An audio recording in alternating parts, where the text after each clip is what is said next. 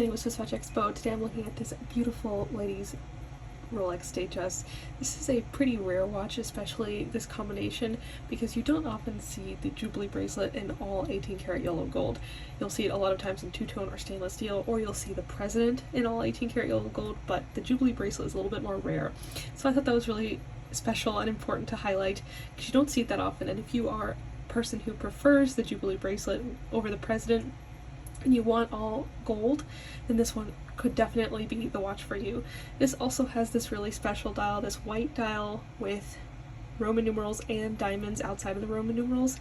This isn't unheard of, or we never see it, but it is a little bit more rare than your typical white dial, and it looks amazing paired with this 18 karat yellow gold. It really wakes up the watch. It makes it a really, really nice, beautiful watch, especially with these little diamonds adding just a little bit of sparkle to this watch. So if you've fallen in love with this one, or if you're looking for any other special Rolex, definitely check out our entire collection at SwissWatchExpo.com.